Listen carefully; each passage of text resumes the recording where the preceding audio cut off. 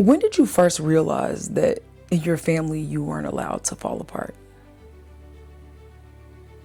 Not because anyone said those words out loud, but because somewhere along the way you became the one who holds everyone together. If that sentence sits in your chest, you might be the eldest daughter. And what you've been carrying has a name many women whisper, but rarely talk about openly. The Eldest Daughter Syndrome.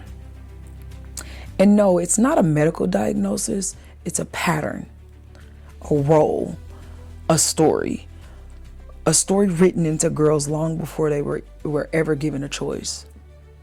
So today we're going to talk about what it is, how it shapes your relationships, your body, your success, your burnout, and most importantly, how you begin to heal without feeling like you're betraying your family. So stay with me to the end. Your nervous system deserves this conversation. So let's get into it. What is the eldest daughter syndrome? When the eldest daughter syndrome happens, the firstborn daughter becomes the emotional or practical caretaker of the family before she even gets to be a child. She becomes the helper, the second mother, the peacekeeper, the sponge, the one that everybody calls first, the one that can handle it.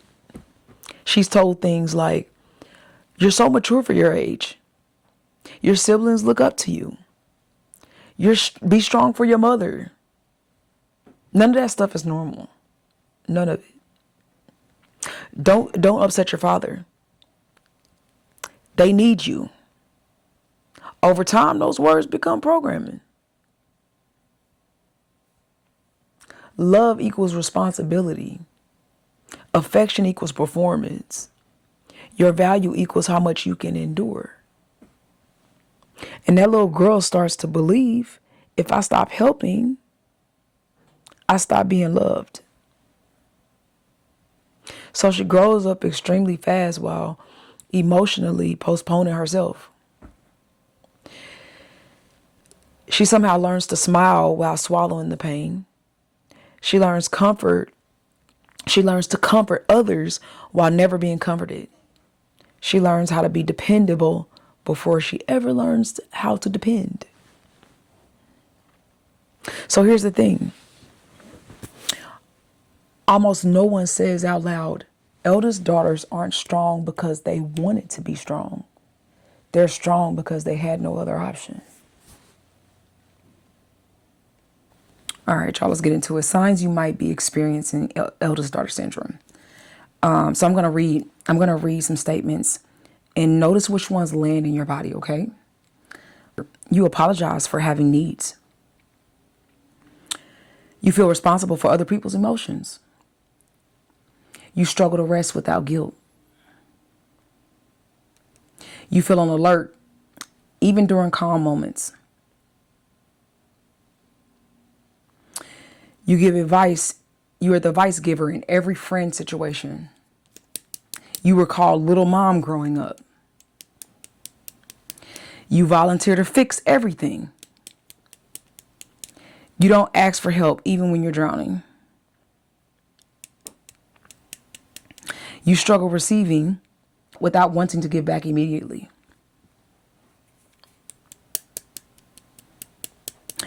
I've got it is your automatic response. You might look incredibly functional from the outside.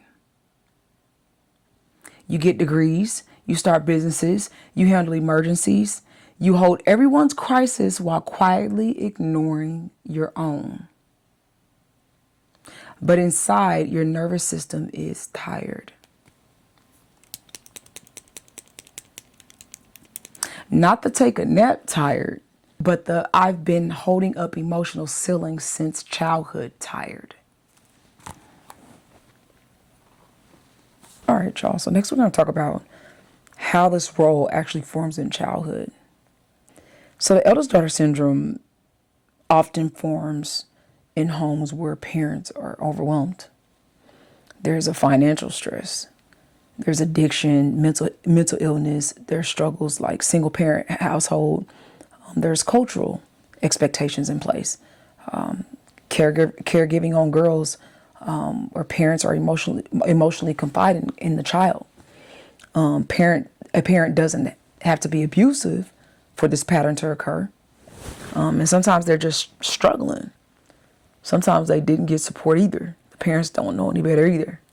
Sometimes generational expectations get passed down without question. So the eldest daughter becomes the translator of adult emotions, the protector of siblings, conflict diffuser, household manager. She is not asked, how do you feel? She is asked, can you handle this? And she always does.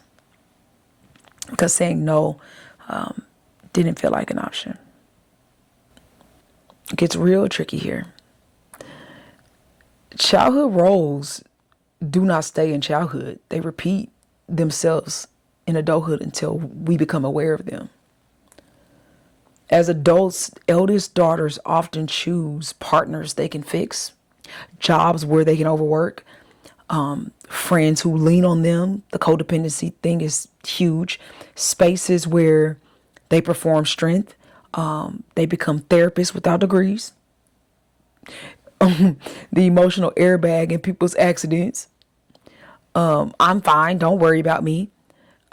Even when they're not okay.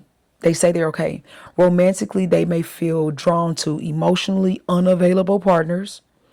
People who need rescuing, chaotic dynamics that feel familiar.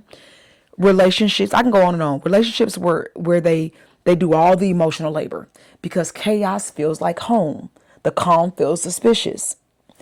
Some even feel uncomfortable being loved gently because their body has been trained to pair love with effort and anxiety. Their nervous system says, if I'm not working for it, is it actually love? You have to talk about what this does on the body and mind. This part is not talked about enough. Chronic responsibility lives in the body. It can show up as tension in the shoulders, the jaw, migraines, stomach issues, sleep problems, hypervigilance, burnout, masking as I'm just tired, emotional numbness. Your body learned to carry weight. It was never designed to hold. Your brain wired itself for alertness over peace. Sometimes the eldest daughters don't even know what they feel. And then there's the guilt that keeps you stuck. Here's the invisible cage, guilt. I don't want to let them down. They need me. They've been through so much. If I say no, I'm selfish. If I set boundaries, I'm abandoning them. Eldest daughters do not fear failure as much as they fear disappointing other people. I don't want to be labeled ungrateful, cold, selfish, difficult, disrespectful. So you shrink. You stay available. You accept more. Even though resentment is quietly growing inside of you and you think, I wish someone would just take care of me the way I take care of everyone else.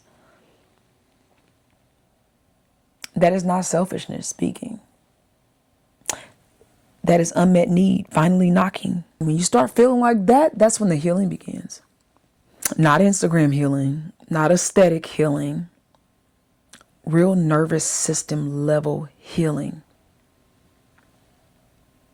It begins with one radical truth.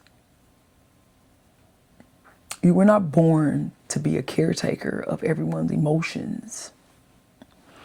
You learned that role. And anything learned can be unlearned with compassion. Healing may look like saying no without explaining your entire life story.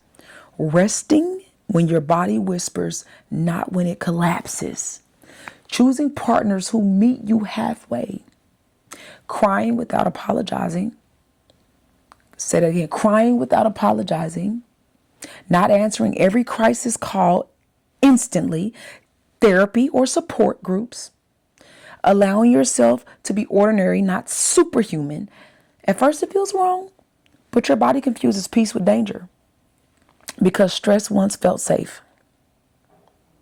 But that discomfort is not a sign you're doing something bad. It's a sign you're leaving a role that never belonged to you.